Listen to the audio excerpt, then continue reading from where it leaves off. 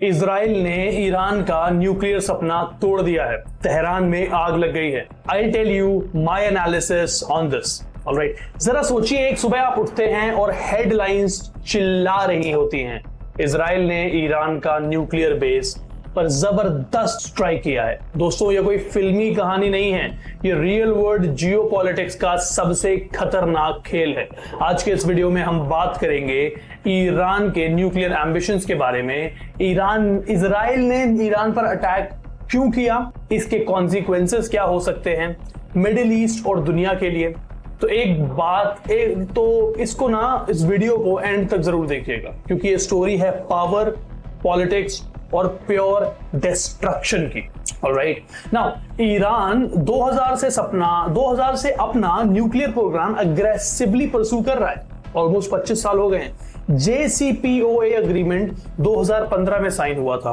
World powers ने Iran के nuclear programme को लिमिट करने की कोशिश की थी, लेकिन 2018 में यूएस ने ट्रंप के अंडर JCPOA से एग्जिट कर दिया। तब से ईरान ने रेस्ट्रिक्शंस तोड़ना शुरू कर दिया।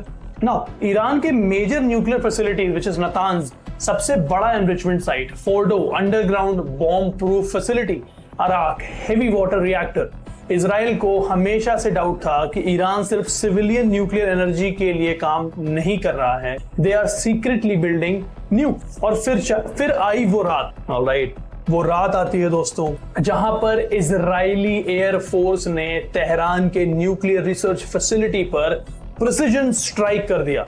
मेजर, आपने बहुत लोगों के सुने होंगे, वहां पर मेजर स्ट्राइक्स हुए और मेरे एनालिसिस के मुताबिक हाई टेक ड्रोन्स और F-35 फाइटर जेट्स का यूज हुआ है। ऑब्जेक्टिव क्या है? ईरान का यूरेनियम सेंट्रीफ्यूज को डिस्ट्रॉय करना।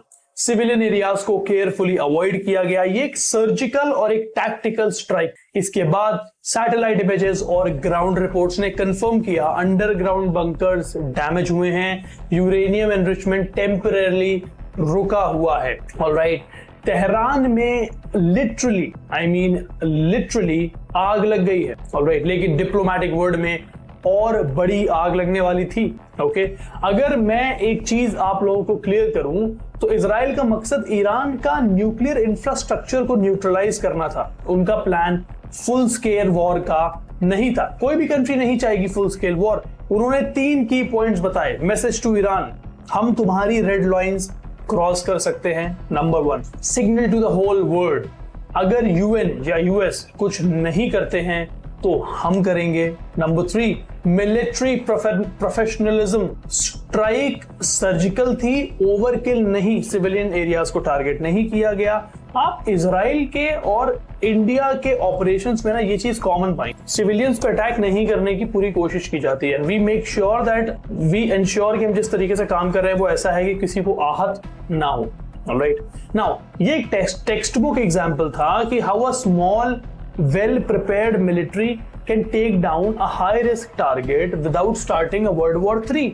मतलब अगर आपने अपनी मिलिट्री को वेल प्रिपेयर, टैक्टिकली प्रिपेयर किया है तो वो एक अपने टारगेट को बहुत अच्छे से टेक डाउन कर सकती है।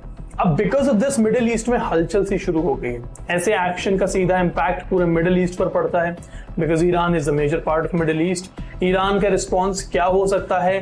डायरेक्ट रिटेलिएशन तो आई थिंक इज मुश्किल है, बिकॉज इजराइल के पास आयरन डोम और सुपीरियर एयरफोर्स है देन ईरान। तो हो सकता है कि वो अपने प्रॉक्सीज का यूज करे, जस्ट लाइक हिजबुल्लाह, हमास और हूतीज जो कि यमन के रेबल्स हैं।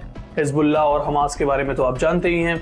अब हाँ, ये है कि वो अपनी ईरानियन जो मिलिशिया, जो शिया मिलिशिया है, Iran is a Shia state, जैसे आपने मुसलमानों में शिया सुन्नी सुना होगा, Iran is a Shia state. तो Shia militia is very much active in Iraq and Syria, तो वो अपनी शिया मिलिशिया का यूज कर सकता है। ओके, साइबर अटैक्स में बहुत बड़ा एक्सपर्ट है ईरान, तो वो साइबर अटैक्स को यूज कर सकता है। ऑयल रूट डिसरप्शंस एक्सपेक्टेड है, बिकॉज अगर स्ट्रेट ऑफ हरमास जो कि ऑयल रूट का है, अगर वहां पे कुछ ऑयल रूट का इशू आता है तो दुनिया भर का 20% जो ऑयल है वो उसी एरिया से होकर गुजरता है, तो वहां पर बहुत ज्यादा इफेक्ट आएगा। So that is one reason. अब इसमें गल्फ कंट्रीज का कनेक्शन क्या है? भाई UAE है, जैसे सऊदी अरेबिया है। ऑलराइट, ये इजराइल को मेरे हिसाब से साइलेंटली सपोर्ट कर रहे हैं, क्योंकि उन्हें भी ईरान से खतरा है। अगर ईरान के पास वो आ जाता है न्यूक्लियर बॉम्ब, तो वो सिर्फ वो सिर्फ इजराइल को नहीं बल्कि सुन्नी स्टेट्स को भी प्रॉब्लम क्रिएट करेगा, बिकॉज वहां पर Shia mentality is extremely high and they are very much into dominating the whole Muslim brotherhood. तो उनका वो मेंटालिटी, ऑलराइट, लेकिन वो पब्लिकली कुछ नहीं बोलेंगे क्योंकि उनकी इकोनॉमी डिप्लोमेसी पे डिपेंडेंट है, उनकी इकोनॉमी डिप्लोमेसी पे डिपेंडेंट है, उनकी इकोनॉमी वॉर बेस्ड नहीं है, ऑलराइट। नाउ यूएस का कहना है कि हम इजराइल के कंसर्न को समझते हैं बट हम इजराइल से दरख्वास्त करेंगे कि साइलेंटली रिस्ट्रेंट किया जाए, ऑलराइट। रशिया और चाइना इस चीज में बोल रहे हैं कि भाई ये डीस्टेबलाइज मूव है जो इजराइल ने किया है और इससे क्या है पूरे मिडिल ईस्ट को डीस्टेबलाइजेशन आ जाएगा, और उन्होंने उसको क्रिटिसाइज किया है क्योंकि उनका इन्फ्लुएंस ईरान में ज्यादा है।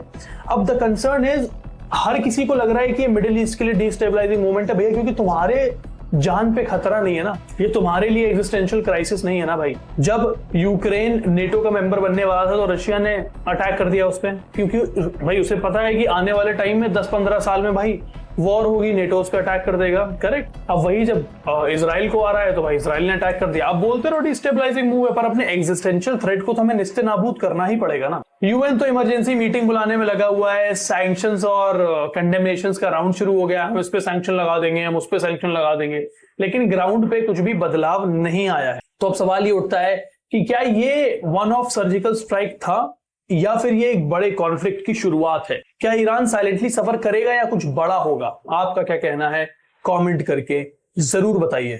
टिल देन, जय हिंद।